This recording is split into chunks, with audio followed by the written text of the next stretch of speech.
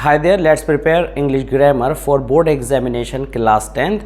हम previous year questions को लेकर के बोर्ड एग्जामिनेशन को ऐसा तैयार करने वाले हैं कि कोई भी मिस्टेक आपकी एग्जामिनेशन में, अगर इनमें से कोई भी क्वेश्चन आता है तो होने वाली नहीं है। साथ साथ इसके हम आपको ये भी बताएंगे कि इससे रिलेटेड और कौन से दूसरे रूल्स हैं जहां थोड़ा चेंज आने पर भी आप कवर कर सकते हैं।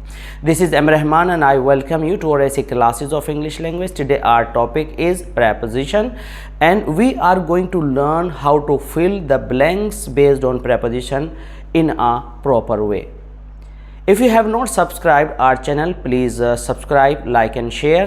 And if you have any single type of problem, you can share with us. Today our first question is they are, आप यहाँ satisfied word लिख लें। They are satisfied dash your proposal। अब आपको यहाँ पर preposition fill करनी है और ये कलेक्शन हमने लिया है 2011 से और हम 2025 और इससे आगे तक फ्यूचर में चलेंगे। प्रेपोजिशन हमारी जो फिल करने के लिए आती हैं कुछ तो रूल बेस्ड होती हैं, जिसमें आप सोच सकते हैं कि कोई चीज़ एंटर हुई या पहले से इन है। अगर कोई चीज़ पहले से किसी एक जगह के अंदर है तो वहाँ इन लिखते हैं, जो स्पीड में गए तो इनटू लिखते हैं। तो ये फर्स्ट टाइप के सिंपल प्रेपोजिशन होते हैं। दूसरे फिक्स प्रेपोजिशन होते हैं। तो यहाँ पर कुछ फिक्स प्रेपोजिशन आपके सामने आने वाले हैं। एक या दो फ्रेजल वर्ब्स यानी ऐसे प्रीपोजिशन जो वर्ब के साथ आकर मीनिंग बदलती है वो भी आएगी। तो हम इन सबको समझते चलेंगे। तो तैयार हो जाइए ये समझने के लिए कि जब भी आपको सेटिस्फाइड आ जाए तो आपको कोई ऑप्शन नहीं चूज़ करना, विद चूज़ करना है। सेटिस्फाइड विद आप इसे याद कर लें, क्योंकि याद करने के अलावा इसका कोई और दूसरा ऑप्शन नहीं है। Injurious health, smoking is injurious health. अगर आपने सिगरेट के पैकेट्स के ऊपर वार्निंग्स पढ़ी होंगी तो आपको ये वैसे ही प्रैक्टिकली याद रह जाती है। और अगर वार्निंग्स नहीं पढ़ी हैं तो आज अपने कन्फ्यूज़न को यहाँ से दूर कर लीजिए, क्योंकि इंजीरियस के बाद स्टूडेंट्स को फॉर बहुत अच्छा लगता है, जबकि हकीकत यह है इंजीरियस के बाद टू होता है। ही इज़ डिफरेंट, तो डिफरेंट के बाद आपके पास केवल एक ही फिक्स ऑप्शन है, वो है फ्रॉम। डिफरेंट फ्रॉम, आपको बाय आ जाए कुछ भी आ जाए, आपको टारगेट रखना है कि डिफरेंट के साथ फ्रॉम। तो आप अपनी कॉपी पर, नोटपैड पर या डायरी में इस वर्ड के साथ इसको, इस वर्ड के साथ इसको आप लिख लीजिए और याद कर लीजिएगा। हमारे पास नेक्स्ट क्वेश्चन है opportunity knocks the door but once. Opportunity आपको दस्तक देती है, आपके दरवाजे पर नॉक करती है लेकिन एक बार। तो यहाँ पर नॉक्स के साथ आप एट लगाएंगे। कई बार आपको पढ़ाया जाता है कि नॉक के बाद एट लगाएं, ये कन्फ्यूज़न कॉजिंग हो सकता है। हकीकत यह है कि आपको अगर नॉक, यहाँ पर इसका नोट लिख लीजिए, अगर आपका नॉक नाउन है तो ऑन आएगा, अगर आपका नॉक वर्ब है तो एट आएगा। अगर हम ये कहें there is a knock on the door, तो ए नॉक से पहले आया और आर्टिकल नॉक से पहले आया तो नॉक हो गया नाउन, तो आप ऑन लिखेंगे। और नॉक अगर वर्ब पर है, they knock, I knocked, I have knocked, तो वर्ब की जगह आने के बाद आप एट लिखते हैं। तो ये हुआ आज आपका special point. Many people die cholera, तो डाई के बाद अगर कोई भी बीमारी आ जाए तो आप ऑफ का यूज़ करते हैं। आपका आंसर यहाँ पर ये OF ओ होगा। इसका राइट प्रोनाउंसिएशन ओ होता है, इसमें फ साउंड नहीं आता। Died of cholera. अगर यहाँ पर आपको आ जाए डाई के साथ हंगर, अगर हंगर आ जाए डाई के बाद कि भाई खाना लाओ हम तो भूख से मर रहे हैं, तो यहाँ पर आप लिखेंगे फ्रॉम। तो ये आपको याद रखना है। ऑनर इज प्रेफरेबल, तो प्रेफरेबल के बाद टू आता है, प्रेफरेबल के बाद देन नहीं आता है। I have a passion, passion के लिए आप फॉर लिखते हैं। I have a passion for science, तो आप याद करेंगे passion for, preferable to, die of, या डाई फ्रॉम हंगर, हंगर के लिए, बीमारी के लिए ओ, नॉक एट और नॉक ऑन याद रखिएगा, different from, injurious to and satisfied with. अब देखते हैं कुछ दूसरे PYQs। फर्दर क्वेश्चंस अब हमारे सामने हैं। Question number 8, he has been studying here last 3 years। हमारे पास ये सेंटेंस है और स्टूडेंट्स के लिए हम बता दें कि बोर्ड एग्जामिनेशन में हर दूसरे साल ये रिपीट होता रहता है, कभी सिंस वाला, कभी फॉर वाला। तो यहाँ पर हमने एक एग्जाम्पल लिया है और एक स्पेशल पर्पस के लिए लिया है। आपको सुनकर कुछ नया लगेगा। नया क्या? He has been studying here last 3 years। तो हम आपको बता दें कि आपको फॉर और सिंस में से चॉइस करनी होती है। हम इस पार्ट को अपना एक रफ बोर्ड की तरह से यूज़ करेंगे। फॉर आप वहाँ लगाते हैं जहाँ पर टाइम आपका इस तरह का होता है जिसको आप प्लूरल फॉर्म में रिप्रेजेंट कर सकते हैं या शो कर सकते हैं। और फॉर वहाँ भी यूज़ करते हैं जो पीरियड ऑफ टाइम होता है, जैसे आधा घंटा और 1 साल, ये पीरियड है, टाइम को काट करके एक पीरियड निकालना। और सिंस वहाँ पर आप यूज़ करते हैं जिसके आम तौर से टाइम तो वो होता है लेकिन उसका प्लूरल नहीं बनता। जैसे 1990 तो वो एक ही बार आना है, बार बार नहीं आएगा। संडे, मंडे, अगर प्लूरल में नहीं है तो सिंस आएगा। अगर संडेज़ है, 3 मंडेज़ है तो आप 4 लगाएंगे, ये याद रखिएगा।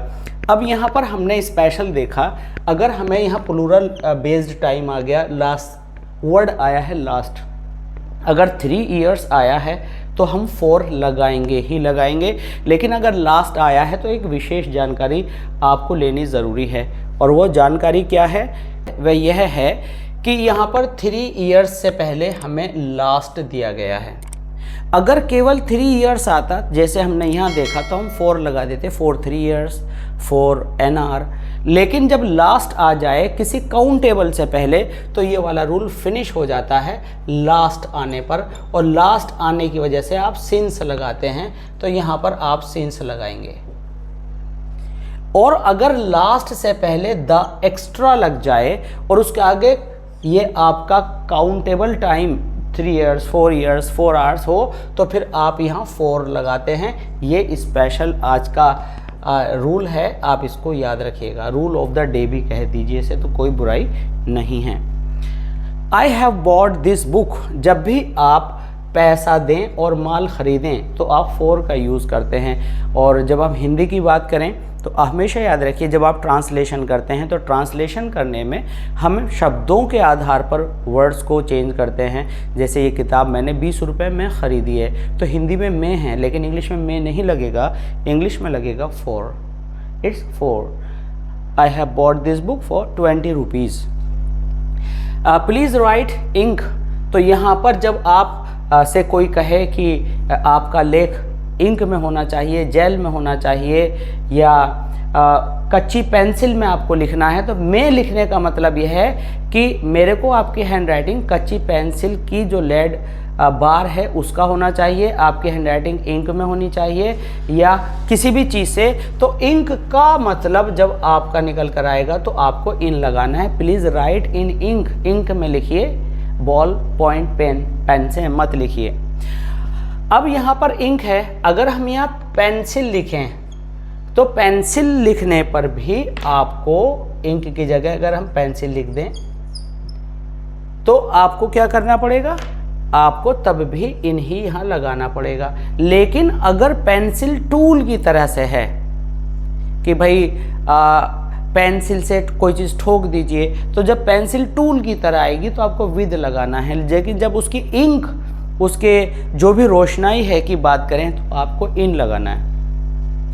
ही वॉज यहाँ चार्जड कर लीजिए। जब आप पर केस लगे और चार्ज वर्ब बनकर आए तो चार्ज वर्ब बनकर आने पर विद लगता है। लेकिन अगर चार्ज आपका नाउन हो तो नाउन आने पर आपका ऑफ लगता है। हमने कहा the charge of this cell, तो आप क्या लगाएंगे? आप लगाएंगे ओ। तो यहाँ पर आपको चार्ज्ड, जब भी चार्ज वर्ब पर आ जाए तो आप क्या करते हैं? विद लगाते हैं। और विद को आपने कहाँ देखा? यहाँ आपने समझ लिया, नाउन होने पर ऑफ लगाना है। ये आप बिल्कुल नोटबुक में लिख लें। ही इज़ गुड इंग्लिश, जब आप किसी चीज़ में पारंगत होते हैं या बहुत ख़राब होते हैं तो आप लगाते हैं यहाँ पर एट। जबकि हम हिंदी उर्दू में जब बातचीत करते हैं, हमारा जो कॉन्वर्जेशन होता है, तो उसमें हम कहते हैं कि वह इंग्लिश में बहुत अच्छा है, हिंदी में बहुत अच्छा है, नाचने में अच्छा है, गाने में अच्छा है। तो ऐसे में आप क्या करते हो, आप इन बड़ा अच्छा फील करते हो। तो जनरली ये समझ लीजिए कि ट्रांसलेशन सूट करती है वर्ड फॉर वर्ड, लेकिन कई बार जो वर्ड हिंदी या उर्दू में लिखा है वो बिल्कुल सूट नहीं करेगा। आपको ये याद रखना होगा कि आपको एट लगाना है। कुछ कन्फ्यूजन्स हैं लोगों के माइंड में कि अगर ये गुड की जगह बैड हो जाए तो इन लगाना है और गुड है तो एट। It's wrong. गुड हो चाहे बैड हो, आपको एट लगाना है। You should learn poem heart, तो अगर हम दिल लगाकर याद करने वाला सेंस ले रहे हैं तो हम यहाँ पर बाय हार्ट कहेंगे। बाय हार्ट, मन लगाकर याद करो। तो मन लगाने की जो इंग्लिश हम यहाँ यूज़ कर रहे हैं वो है by heart. This road repairs, तो आपने जनरली सुना होगा अंडर कंस्ट्रक्शन, अंडर रिपेयर्स।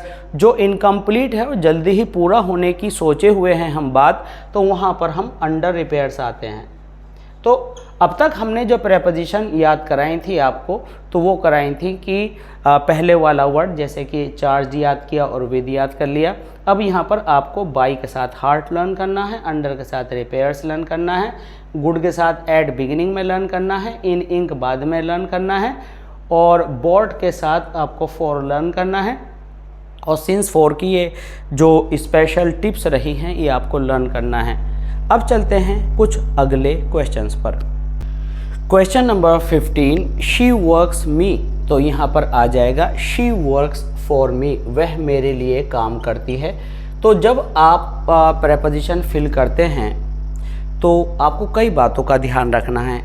कई बार एक ही ब्लैंक में जो स्पेसिफिक नहीं हैं कई सारे प्रेपोजिशंस आ सकती हैं, जैसे she works after me, she works for me, she works before me.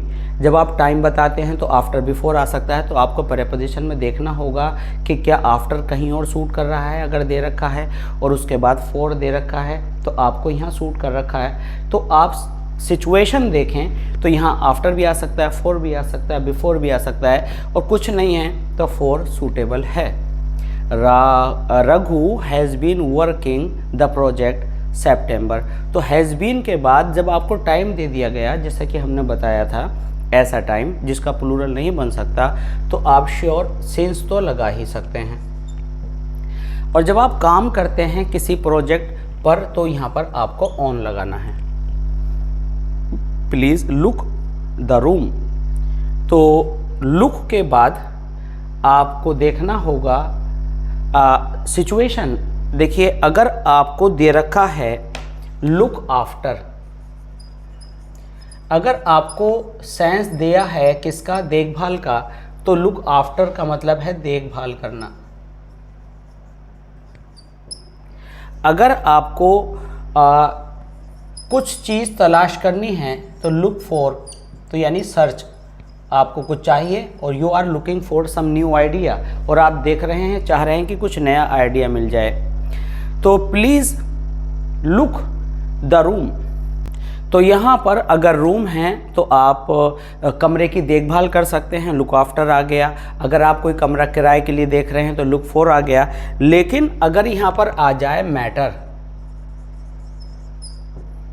या द भी आ जाए तो फिर आपको यहाँ पर इनटू फिल करना पड़ेगा। किसके लिए? मैटर के लिए।